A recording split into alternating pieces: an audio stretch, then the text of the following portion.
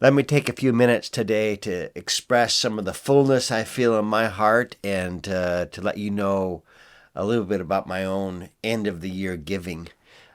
There is a maternity home in the inner city of Chicago that's being built right now and is run by African American Christians in Chicago, which is just kind of special. And I've supported them before. And when I think of my end of the year giving, I think of things that I'm really excited about or passionate about or different or doing something really to push the rock up the hill. And I'm excited. I'm going to send them a gift to help them build that mother's home in the inner city of Chicago. There's also a school up in Boston that I helped start over 20 years ago. And every year at this time of the year, I get excited because I'm going to write them a little check.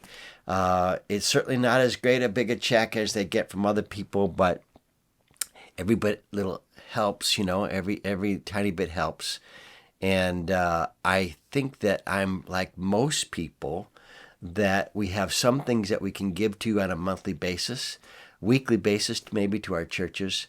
And then at the end of the year, we get to do some special giving. And I'm hoping that as I do that, you're going to do the same.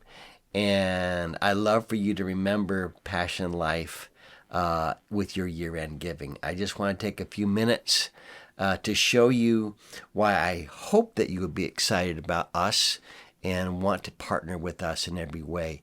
Right now, we are finishing up all of our travel for the year. We have a team in Chile.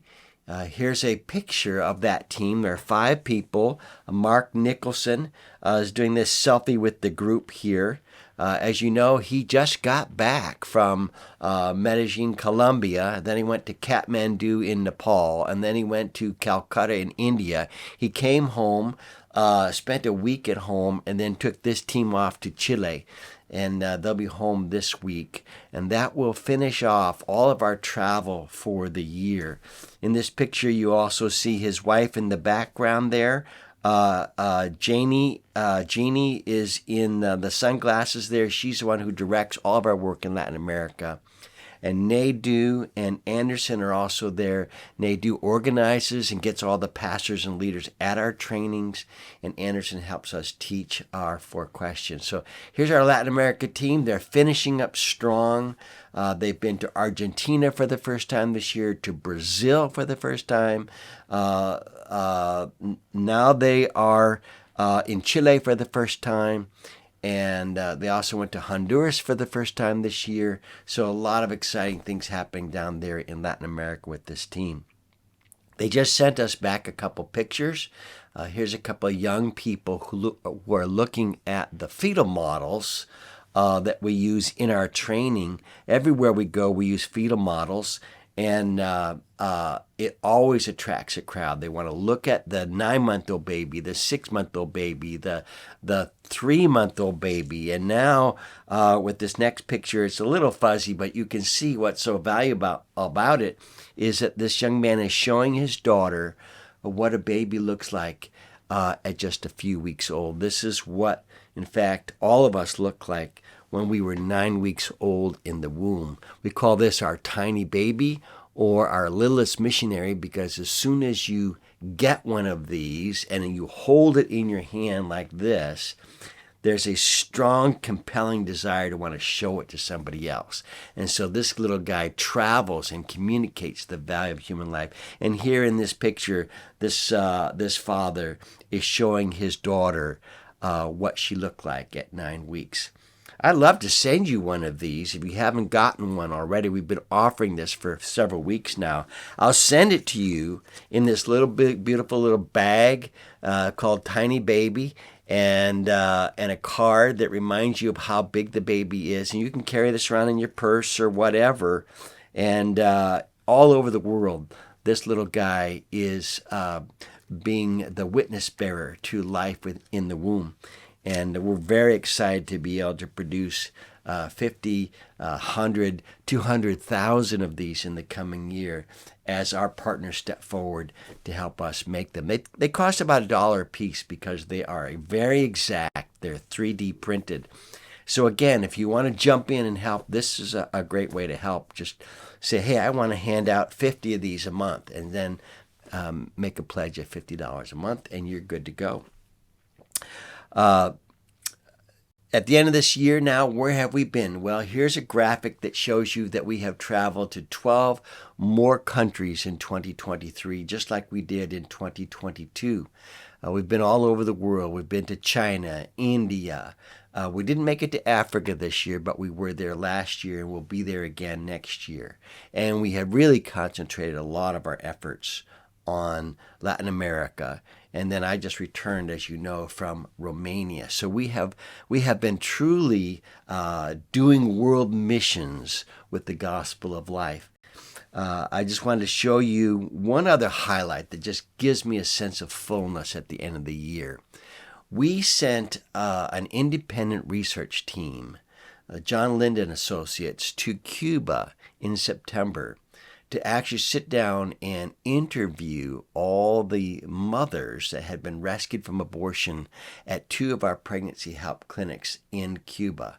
And this is a picture from Bayamo, our newest clinic there. They're using ultrasound. They're just learning to use ultrasound. As you know, it's a handheld ultrasound machine, and it uses the iPad as the screen. And it is the thing that really initially arrests women and couples from moving forward under the temptation and the pressure of abortion. It slows them down.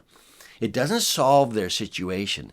And so there has to be a lot of practical, Good Samaritan kind of help that needs to be provided so that the life of the child, once revealed, either by the tiny baby or through ultrasound, is followed up with sort of the practical help, helping them get married, help them find a job, help them find some of the basic materials. And this is really important in a place like Cuba, probably more so than any other place in the world that we go to. Abortion is being driven by the absolute poverty and sense of hopelessness that the people feel in Cuba in a way that I don't see in other parts of the world. In this next picture, we have the kind of the fruit of all of our efforts and labor in Cuba. Here's a grandmother sitting with her daughter and her granddaughter, rescued again from the pressures of abortion. This is the fruit of our work. This is one of the young mothers that was interviewed by this independent evaluation organization.